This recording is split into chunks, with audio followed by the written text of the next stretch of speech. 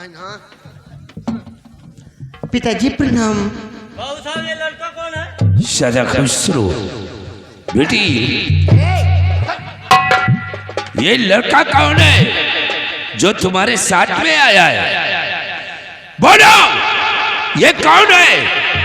आप इतना गुस्सा क्यों हो रहे हैं? इसे अपने साथ यहाँ लेकर के आई हो। पहले मेरी बात तो सुन लीजिए। आप लोग क्यों इतना गुस्सा? तो इनका चेहरा तो देखा जैसे डब्बा फूल।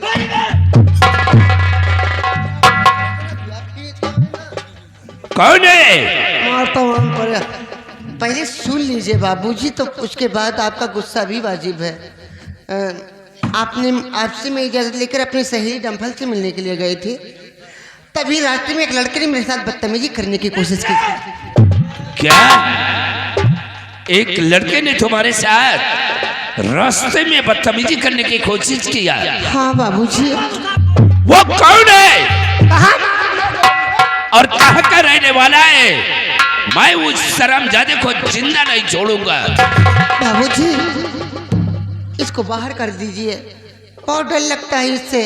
कौन है वो कोई और नहीं, इन्हीं का बड़ा भाई था। अचानक मेरे चीखने चिल्लाने पर ये बाबूजी ना जाने कहाँ उस बियाबान जंगल में अचानक आकर मेरी इज्जत बचाई बाबूजी। और ना अन्यथा आज मैं कहीं की न रहती, मर गई होती। लेकिन ये बच्चा तुम्हारे साथ यहाँ तक क्यों? मेरे साथ इसलिए आए हैं बाबूजी। ये कहते कि मेरी अंधी दादी बूढ़े दादाजी घर छोड़कर चले गए हैं और मैं उनकी खोज में निकला हूँ। और मैंने सोचा कि हमारी हवेली पर आज कुछ दिन हुए अंधी दादी बूढ़े दादाजी भीख मांगते हुए आए थे, बस उन्हीं दादा और दादी को दिखाने के लिए लेकर आई हूँ बाबूजी। बेटी तुमने बहुत अच्छा किया। अब तो अच्छा किया। सामने आओ बेटे। तुम्हारा नाम क्या है? बाबू साहब हमारा नाम विमल सिंह है। विमल सिंह? जी हाँ। बेटा देख लो, क्योंकि वो बूढ़ी माँ और बूढ़े दादाजी हमारी हवेली पर है। देख लो कि हो सकता है वही तुम्हारे माता पिता हो या और कोई दूसरे हो। बाबू साहब मुझे उन्हें दिखा दीजिए, अगर वो नहीं होंगे तो हम यहाँ से चले जाएंगे। शिवाई जाओ बुला कर ले आओ। दिखा दीजिए।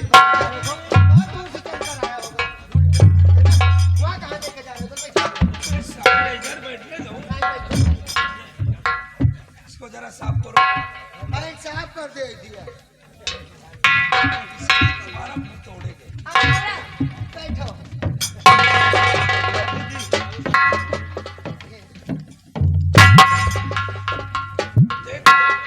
यही है बोलो। अरे बेटा, अरे विमल, बेटा विमल, सीता अपना बेटा विमल मेरे पास आ बेटा। बेटा विमल, अरे राम, अरे भगवान, बेटा विमल। बड़े बाबूजी आप लोगों ने हमारे आने का इंतजार नहीं किया। हमारे घर वापस आने से पहले आप लोग घर छोड़कर चल दिए।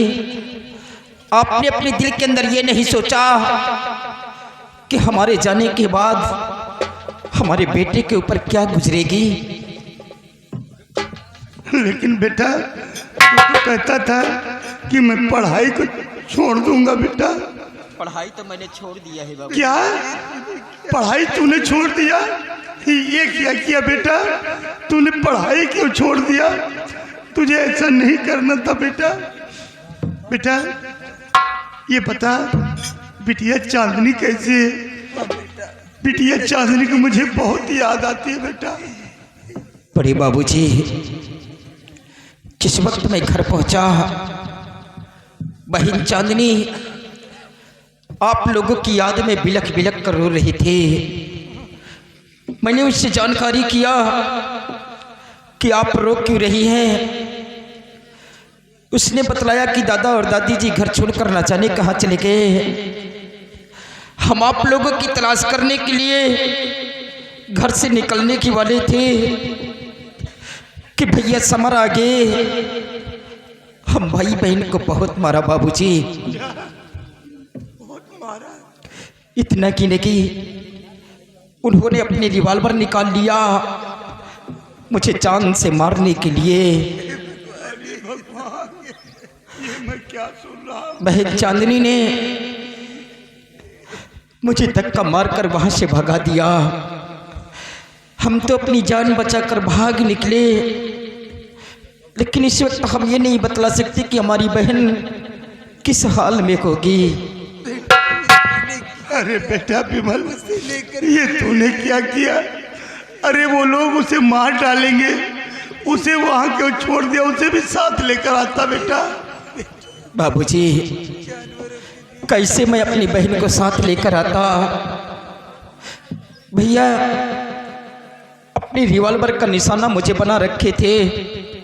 रिवॉल्वर के सामने चांदनी खड़ी होकर अपनी सौगंध देकर मुझे वहां से भगा दिया। हम कैसे अपने साथ लेकर आता? अच्छा ये सब छोड़, ये बता तूने खाना खाया है? अरे बाप रे सीता, मेरा बेटा भूखा प्यासा तड़प रहा है। मेरा लाल मत रो मेरे बेटे। बाबूजी, बाबूजी, ये मेरा बेटा विमल है, भूखा प्यासा तड़प रहा है। मैं आपके आगे हाथ जोड़ता बाबूजी, मेरे बेटे को भी कुछ खिला दो बाबू। दादाजी आप घबराइए नहीं, आपके बेटे को भी भोजन मिलेगा।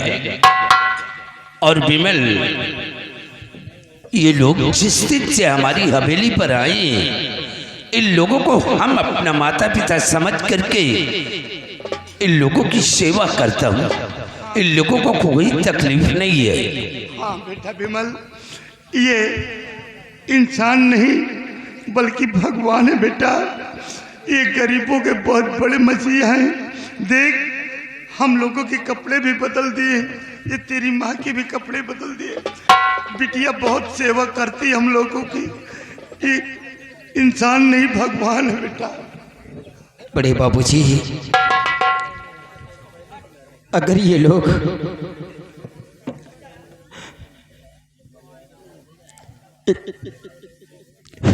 बाबूजी, ये आपका एहसान हम अपने जीवन भर नहीं भूल पाएंगे। काश अगर आज हमारे दादा और दादी जी को सहारा ना दिया होता तो आज शायद हमारा मिलाप न होता। ये आपका एहसान हम ताउम्र नहीं भूल पाएंगे। विमल, हमने कोई एहसान नहीं किया। ये हर इंसान का फर्ज है एक दूसरे के मुसीबत में काम आना।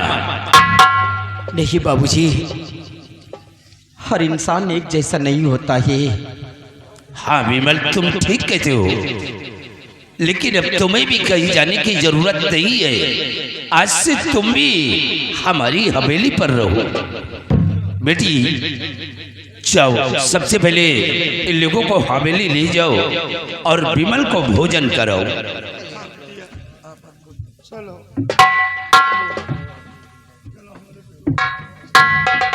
अरे जाओ दादाजी, तुम्हारे बेटे को भोजन मिलेगा। शिवाई जी बाबू साहब। देख रहे हो कि आज इनके बहू की वजह से इनका सारा परिवार एक एक दाने के लिए मोहताज है। जी बाबू साहब। लेकिन विमल भी आज से हमारी हवेली पर रहेगा।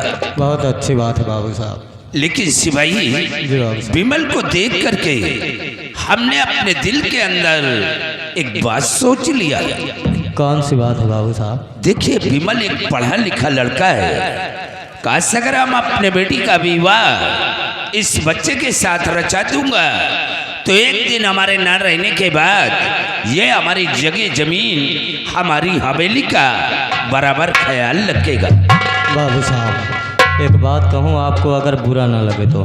बोलो, तुम्हारे कहने का मतलब क्या है? बाबू साहब, किसी अजनबी लड़की को अपना रिश्तेदार बनाना ठीक नहीं है। पहले सोच लीजिए और समझ लिए, इससे पहले भी आपके साथ घटना हो चुकी है। भाई तुम ठीक कहते हो, लेकिन ये लोग कहाँ जाएंगे? और फिर हमारे पास इतनी जगह जमीन, इतनी बड़ी हवेली है, ये सब बेटी का है। मान लियो चलो एक दिन हम अपने बेटी के रिश्ते के विषय में दादाजी से बात करूंगा। आओ हमारे साथ। पहले ना सोची है ना समझी है ना हमारा सुनबे करी है। चलो जब समय आई तो हम बतला लिया। निरहुआ के दीदी, निरहुआ के दीदी, खोल के दिखावा अपन सीढ़ी, आवा हो निरहुआ के दीदी।